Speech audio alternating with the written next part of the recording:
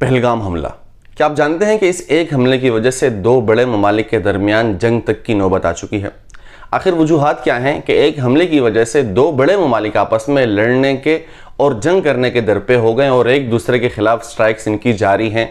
LOC पर इस वक्त मुस्तकिल और मुसलसल जो है वो दोनों तरफ से फायरिंग हो रही है, हमला किया जा रहा है, चौकियों को निशाना बनाया जा रहा है और भी बहुत सी ऐसे ख़तरात मंडला रहे हैं कि जिसके पेश नज़र किसी भी हद तक के हालात मुमकिन हैं।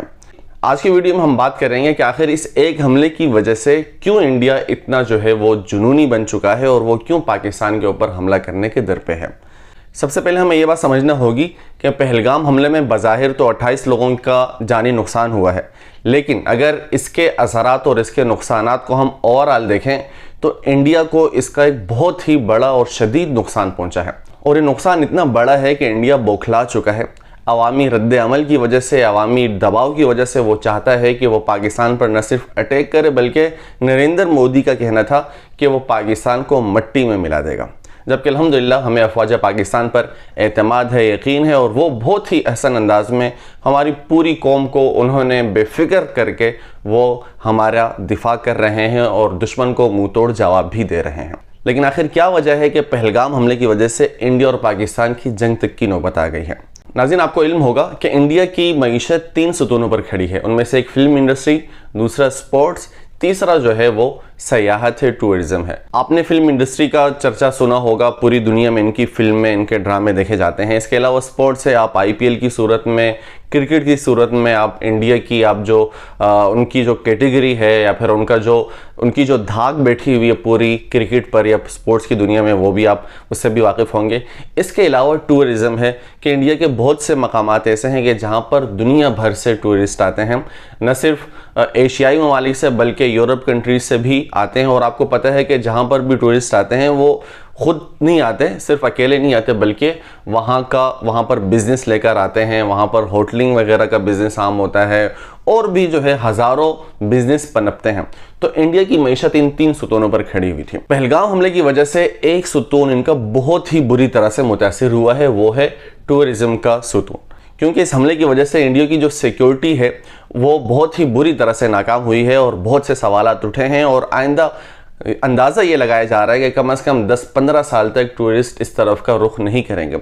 आपको याद होगा कि पाकिस्तान में जब श्रीलंकन टीम पर हमला किया गया था तो उसके बाद तकरीबन 15 साल तक पाकिस्तान में इंटरनेशनल क्रिकेट नहीं हुई थी। इसी तरह से जब इतने बड़े एक टूरिस्ट पॉइंट पर जब हमला होता है और वहाँ पर सिक्योरिटी उनकी बिल्कुल फेल हो जाती है और ना तो घंटों घंटों तक वहाँ के लोकल्स, मुस्लिम लोकल्स वहाँ के लोगों की मदद करते हैं, उनको मतलब ये है कि जो ज़ख्मी हैं उनको तिब्बी इमदाद पहुँचाते हैं, लेकिन इनकी कोई फोर्स वहाँ पर नज़र नहीं आती। और फिर आपको पता है कि अपनी नाकामी को छुपाने के लिए इनके पास आखिरी हल बिल्कुल आसान सा होता है और वो ये कह देते हैं कि इसमें पाकिस्तान का हाथ था।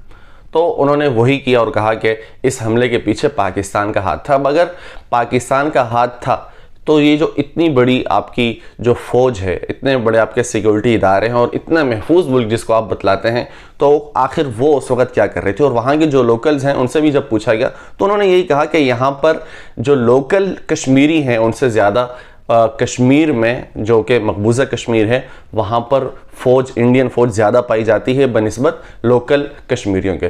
तो इतनी बड़ी तादाद में फोर्सेस के होने के बावजूद इस हमले का हो जाना ये सिर्फ और सिर्फ इनकी नाकामी है।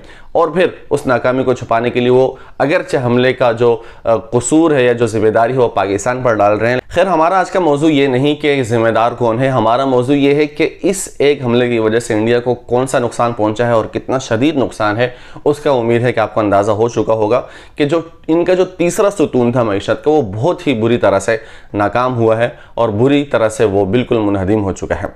यही वजह है कि इंडिया बहुत ही ज़्यादा बौखलाहट का शिकार होकर पाकिस्तान पर हमले करने की कोशिशें भी कर रहा है, धमकियाँ भी दे रहा है और उसने बाकायदा अमली तौर पर नकलो हरकत भी शुरू कर दी है। हम इस मौके पर अफवाज पाकिस्तान का, हुकूमत पाकिस्तान का तहे दिल से शुक्रिया अदा करते हैं कि जिन्होंने अपने से 4-5 गुना बड़े मुल्क की आंखों में आंखें डाल रखी हैं। न सिर्फ आंखों में आंखें डाल रखी हैं बल्कि उनका हर महाज पर बेहतरीन अंदाज में मुकाबला भी कर रहे हैं। पाकिस्तान जिंदाबाद।